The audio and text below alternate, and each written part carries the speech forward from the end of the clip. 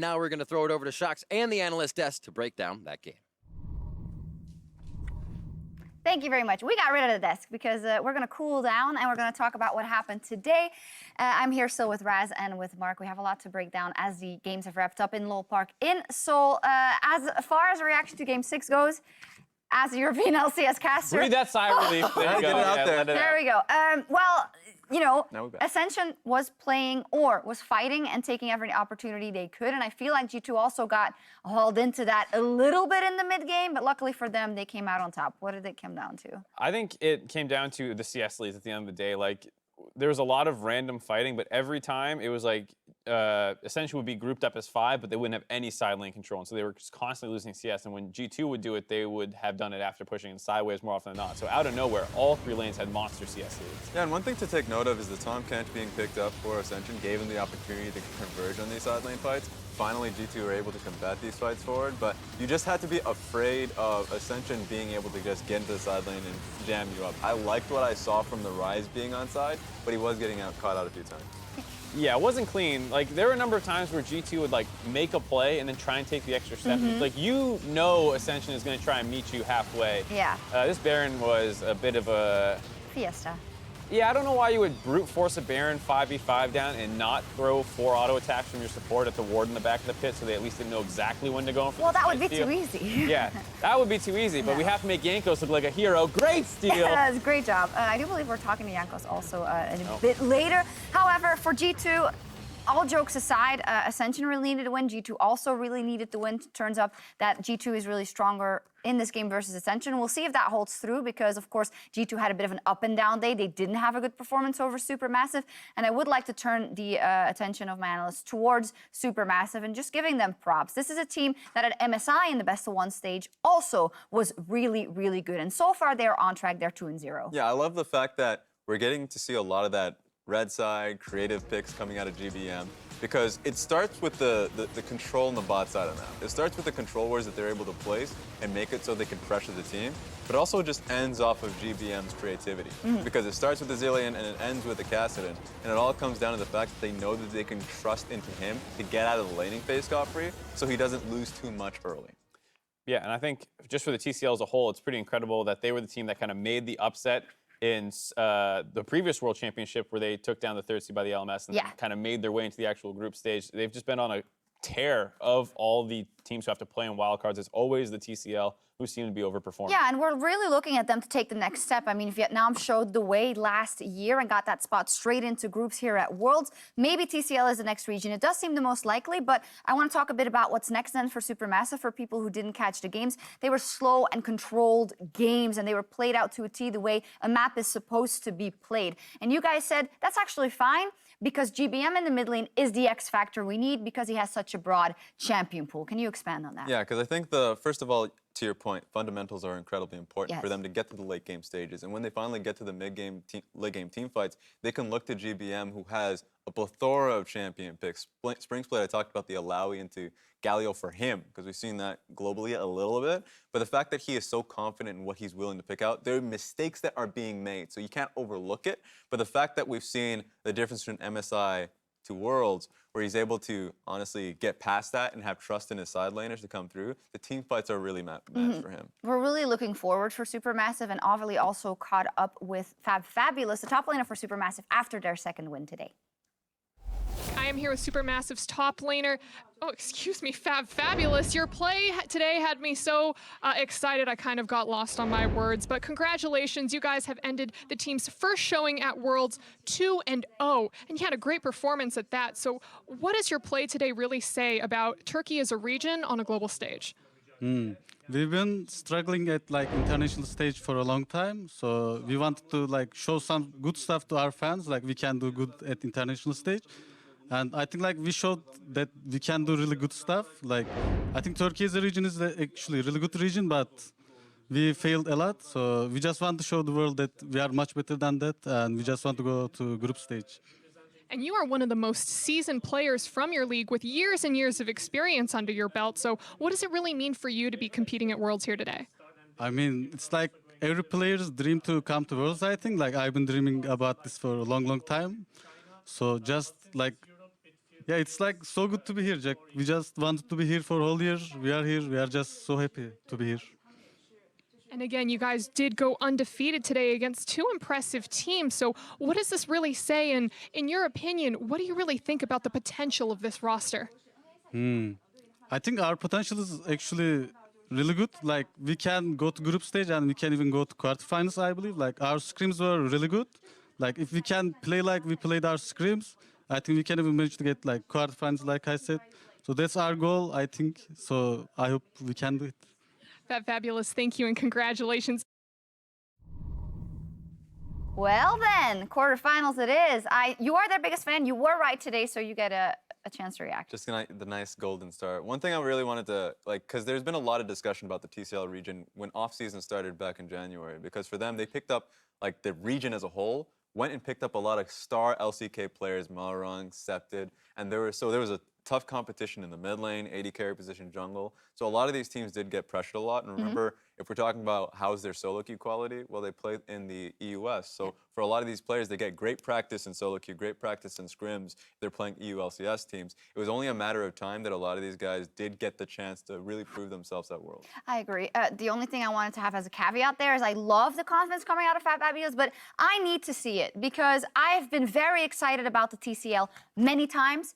MSI most recently, they looked so freaking strong in the groups, and I thought that really was the moment. So I need to see it. And yeah. Yeah, quarters is for me still like, I'll wait and Albus see. Nox Luna. Yeah, I'll wait and see before I there. buy in on that hype train. But I will say in terms of just getting out of groups, it's actually not that, or getting out of play-ins into groups, isn't that crazy to me because what we saw to G2 in the last game against Ascension was not super convincing, like especially based off how they lost earlier in the day to SuperMassive. So I see their win over Ascension. I'm not thinking it looks amazing.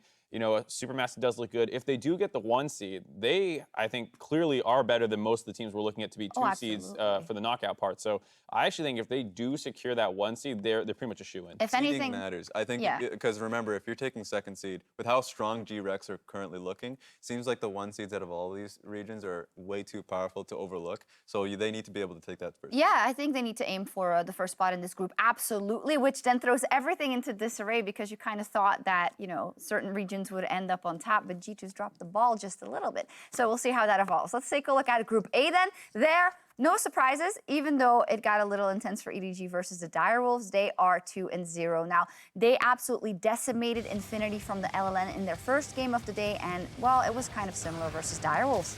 Yeah, see 2 faces. Go for it. Yeah, I was going to say, the thing about EDG is, yeah, they absolutely obliterated the first game. The second game, I think I saw a lot of the same problems you see domestically kind of crop up and how they start getting a little loose once they get to that state in the game where you say, okay, 90% chance they win this game. And that's when their biggest mistakes start to come through. And that happened against Direwolves where, like, this crazy Baron situation could have played out differently. Direwolves can start coming back in the game. I'm not losing confidence in them all in group stage, but looking forward to the rest of the tournament. They have a lot to clean up. And here's the thing with EDG. For me, I've seen the regular season, and I can never really count, never count your chips when they get themselves a large lead. I remember there was a great game in the regular season where they had like 9 kills early game on an iBoy, and then he just starts going forward, getting blown up. Well. And so that's what we have to look towards is both Scout and iBoy. If we're seeing very heavy tank compositions with Clearlove in the lineup, and it's all going to be on those 2 players, they have to keep their head in the game. So those are the 2 things we have to talk about. I love the fact that we saw 2 faces of EDG. One, which was like heavy early game, play around Scout, just dominate them with your individual talent. The other one, which is a much slower play. And both with Clearlove. Very true. And I felt like they can play those 2 styles very well if Scout and iBoy can play well, or at least play disciplined. Otherwise, I feel like they're looking like the best team in play-ins. Yeah, that part I definitely agree with, but just how it goes from there, because 2017 EDG, the same exact story. Monstrous early games, crushing SKT, and then some of the craziest comebacks you'll ever see based mostly off EDG mistakes. So I really want to see like a clean closeout game next time we see them take stage. I agree. It's a largely different lineup for EDG. There's new players in there since that time, so hopefully they're going to look to write their own history, continuing off their great performance today. And I do also want to touch on the Direwolves, because for me, they definitely defied expectations. We had no expectations for the Direwolves with Schernfire being out. And aside from some oopsies from Udisoft, he had a good day. He did.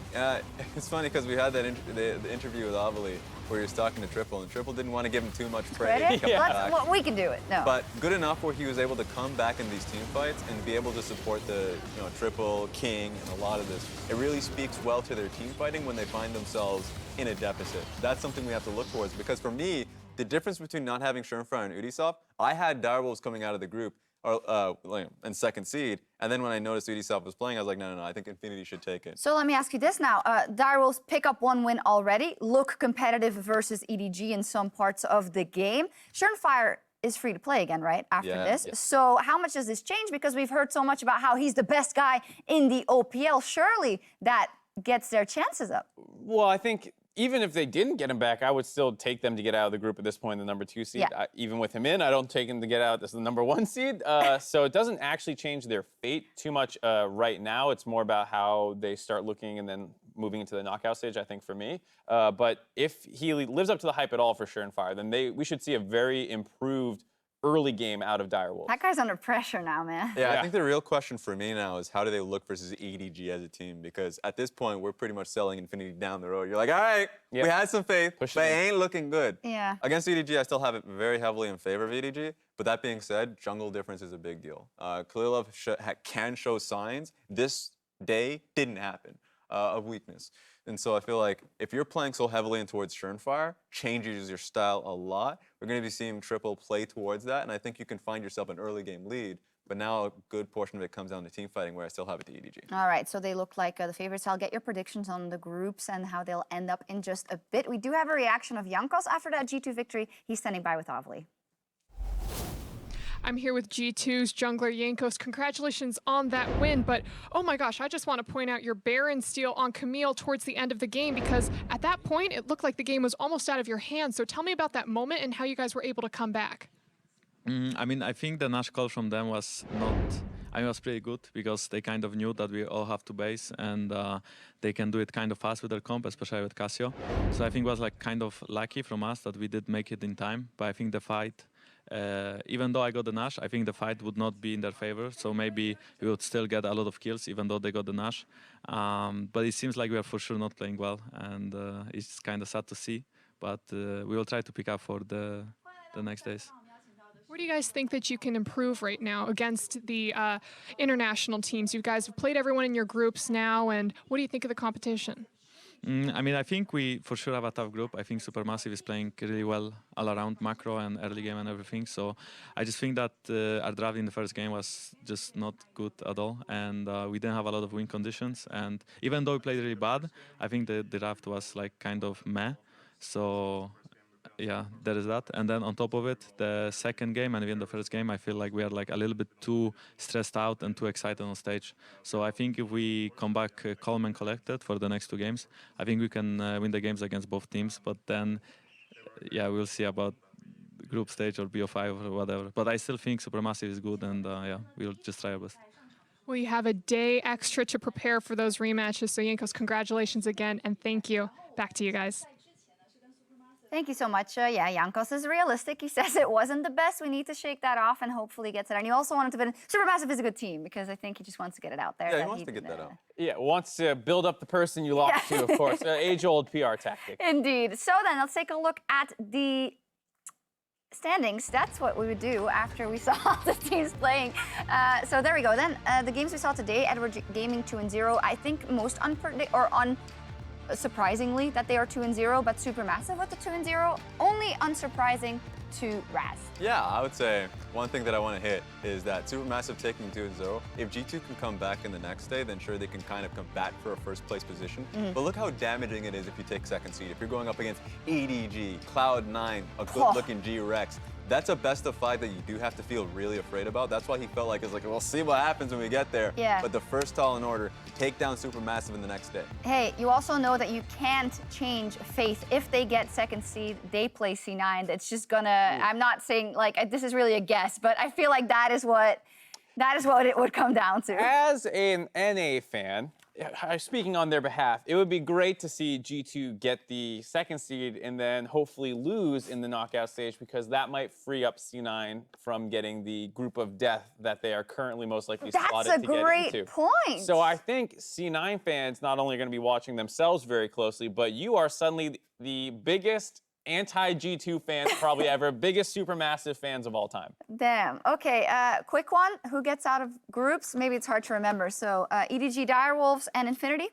Yep, EDG Direwolves for me immediately. EDG 1, Direwolves 2? Yep. Consensus. SuperMassive, G2 Esports, and Ascension? So SuperMassive and I'll say, of course, G2. So you have G2 second, right? Do you think they're going to make the run? I kind of believe in them to turn it around, but this just might be like my Europe versus TCL brain talking, because like I really do think SuperMassive in the 2 games that they played, in the 2 games G2 played, SuperMassive looks like the better team. Yeah. It's just hard to put it down. And here's the thing, I do think it's going to go to a Tiebreaker. tiebreaker. 100%, I think G2 will come back. Jankos already said it, that they had limited win conditions because they had small windows and couldn't hammer it home. They'll have better opportunities in the next game. They should be able to take it. And I think it's going to set us up for a tiebreaker. Yeah, we'll only do those 2 groups, so of course CC and D tomorrow. And as we've seen a lot of standout performances already, we're also going to take a look at the MasterCard players of the game board for today. In Game 6, which we didn't announce yet, it was Wonder in the end on his Urgot. Then Scout twice today. What a flying start for him. The 2 carries on SuperMassive took one away, and triple in the mid lane for Direwolves. I think that gives a perfect representation of how today has gone, like, what kind of games we've seen. What do you guys think? Yeah, a lot of mid laners showing up there. No surprise for Scout. It always feels like every time you see this guy on the international stage, he crushes people in lane. Did that pretty much both games, so no surprise for me with him picking those up. Is there any surprises in this?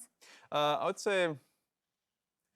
say triple, phrasing it as that they won a game. Won the game. The fact that they won the game and it was all off the back of his Azir is excellent play. I thought he really played off them. Yeah, I think he deserves some kudos for that. Let's take a look at what we have on the slate for tomorrow. We'll return with the second round robin for groups C and D. That means, yay, C9's back for the ALCS fans.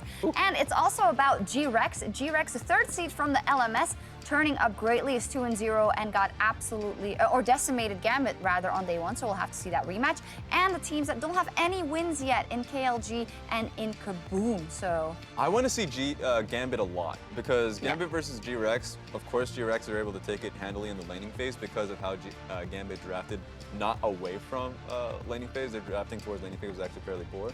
So Gambit on the second game looks super good. And I think that if Gambit comes back and having that lesson that we do need to prioritize our laning phase a little bit more, that we're going to be seeing a much closer matchup. For me, Detonation focused me. I actually feel like they might be, assuming C9 gets the 1st seed, they might be the best 2 seed out of anyone that we have. I think they have really cohesive comps where a lot of teams feel like they're struggling with that not only plays to the meta, but their own personal strengths. So I'm really interested just to see how they look, even if they do end up losing to C9 again, if they can maintain their form from the first time we saw them. Yeah, and a best of 5, that's going to be very interesting. Of course, the tiebreakers for 1 and 2 seeds, if they need to be broken, will also be played after the matches tomorrow. But for that, it's going to be it from us. For myself, the casters, the entire live broadcast crew, thank you so much for watching. We will see you tomorrow for more of Worlds 2018.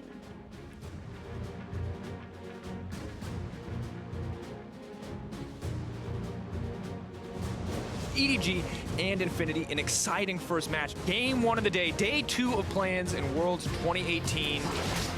Tongue connects, he wants one more, can he get it? The arrow does manage to take it back. Knockup still gonna connect, he's going in. No mercy from the side of EDG and this exchange. We can go more. I cannot believe it. In their first match on the international stage, SuperMassive takedown. Nice! Let's go! I want everyone to step up and call what they want this game. How we want to play fights. Let's be creative and have fun, yeah? Yeah. Now they're just going to start the fight. The Red Turtle's not there. Triple getting this one kicked off, but he may just go down immediately. The heal now comes out. Beautiful team fight for the Direwolves. Killing Faisal dead. Come back. I'm knocking him off. Go. Keep going. Direwolves are absolutely cleaning house.